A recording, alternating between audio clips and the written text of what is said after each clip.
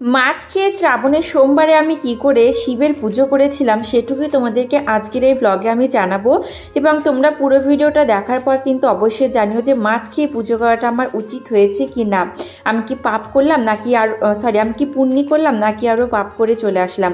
অবশ্যই একটু জানিও যারা অনেকটাই ঠাকুর দেবতা বিষয়ে জানো বা অনেক তাদের নিয়ে থাকো। তো এই ব্লগে তোমরা জানিও। চলো তোমাদের সঙ্গে ফুল ভিডিওটা আমি শেয়ার করছি আগের দিন থেকে, কেননা এই ভিডিওটা অনেকটাই ছোট। তো আমি চলো তোমাদের সঙ্গে একটু আগের দিন পরের দিনের অ্যাড করে করে 5 মিনিটের একটা ব্লগ দেবো। আশা করছি তোমাদের ব্লগটা খুব ভালো লাগবে। তো যাই হোক, এই যে দেখো আমি সকালবেলাতে একটা ঝিঙে কেটে নিচ্ছিলাম, কেননা এটা আমি মাছ দিয়ে রান্না করব, কাতলা মাছ দিয়ে। তো এই যে দেখো একটা গোটা ঝিঙে কেটে নিয়েছিলাম, 2 জন মানুষ যেহেতু আমি। আর মাছ ভিজিয়েছিলাম আমি 4 পিস। তারপর সেখান থেকে 2 পিস মাছ কেন রান্না করলাম সেটুকু তোমাদেরকে ব্লগে আমি বলছি। চলো তোমরা ভিডিওটা দেখতে থাকো আর সঙ্গে থাকো। তো এখানে দেখতেই পাচ্ছ কেমন করে আমি পিস পিস করে ঝিঙেগুলো কেটে নিচ্ছি। এরকম করে ঝিঙে দিয়ে মাছ রান্না করলে কিন্তু আমার দারুণ লাগে, তোমরা কিন্তু অবশ্যই করে ট্রাই করতে পারো। তারপর এখানে দেখো মুসুরির ডাল সেদ্ধ বসিয়েছিলাম, কড়াইয়ের মধ্যে তেল দিয়ে তেলের মধ্যে কাতলা মাছগুলো ভেজে নিচ্ছি। 4 পিস মাছ নিয়েছিলাম, সেখান থেকে 2 পিস মাছ রান্না করছি। অনেকে বলতেও পারে যে 2 পিস মাছ কী করে রান্না করে, সেই রকম কোনো ব্যাপার না। মানুষই থাকি আমরা, 2 জন, মাছের পিসগুলো যথেষ্ট বড় বড়। এবং যেহেতু আমি অল্প একটু তরকারি রান্না করব, সেই তরকারি অনুযায়ী 2 পিস মাছ অনুযায়ী তরকারির পরিমাণটুকু ঠিকঠাকই আছে, তোমরা দেখে নিও। তারপরে যে দেখো এখানে দেখো আমার ডালটা কিন্তু সেদ্ধ করা হয়ে গেছে। ফোড়ন দেবো, ছোট্ট কড়াইয়ের মধ্যে তেল ছিল, সেই জন্য 2টো কড়াই একটু লেট হয়ে যাবে দেখে 2টো কড়াইতে বসিয়ে দিয়েছিলাম। ওই কড়াইটার মধ্যে দেখো 5 ফোড়ন দিলাম। ঝিঙে দিয়ে ডাল রান্না করেছিলাম, বেশ ভালো লাগে। তোমরা যারা যারা খাও কমেন্ট করে জানিও। তারপরে এইদিকে দেখো মাছের ঝোল রান্না করবো। এই যে আমার ডালটা কিন্তু এখানে আমি ফুটতে দিতে শুরু করেছি, যেহেতু কড়াইতে অতটা আটতো না।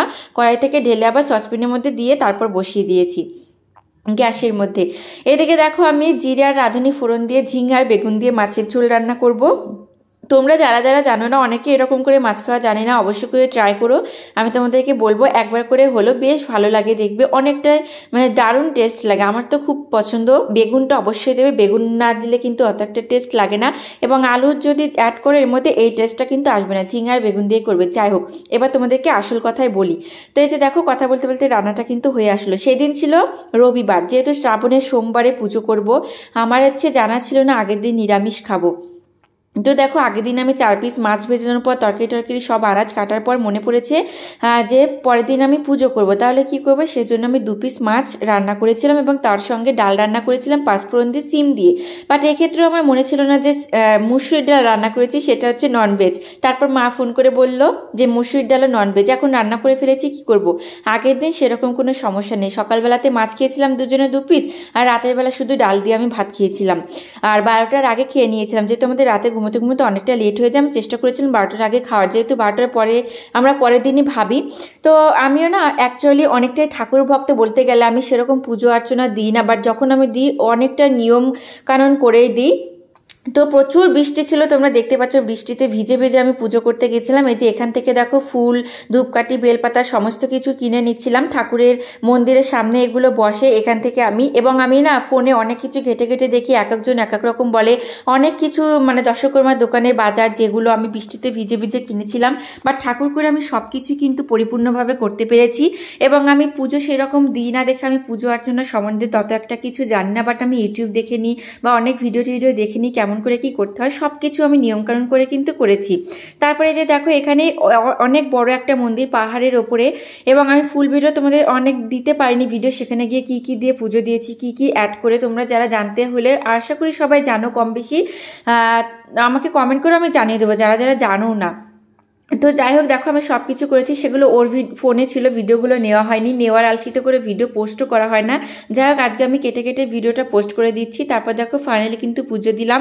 অনেক ঠাকুর ছিল, সব ঠাকুরকে প্রসাদ দিতে দিতে সবাইকে প্রসাদ দিয়ে তারপর বাড়িতে এইটুকু নিয়ে এসেছিলাম। কালাকাঁদ ছিল আর লাড্ডু ছিল। তারপরের দিন দেখো যাই হোক বাড়িতে আমরা সেদিন চলে এসেছিলাম। আমি সেদিন কিচ্ছু খাইনি, শুধু একটা কলা, একটা আপেল আর শশা খেয়েছিলাম। তোমাদের দাদাভাই নিরামিষ ভাত খেয়েছিল, ও নিজেই রান্না করে নিয়েছিল। পরের দিন আমি তো খিদেতে পাগল হয়ে গেছিলাম। ও দেখো আমার জন্য এরকম নিরামিষ দিয়ে সয়াবিন রান্না করেছিল, আলু পটল দিয়ে আমার জন্য, আর খুব সুন্দর হয়েছিল রান্নাটা। আর আমি কিন্তু মাছটা খেয়েছিলাম আগের দিন। তোমরা একটু কমেন্ট করে জানিও যে এতে কি আমার কোনো পাপ হয়েছে না আমার পুণ্য হয়েছে। যাই হোক আজকে ভিডিওটা কেমন লাগলো অবশ্যই তোমরা কমেন্ট করে জানিও।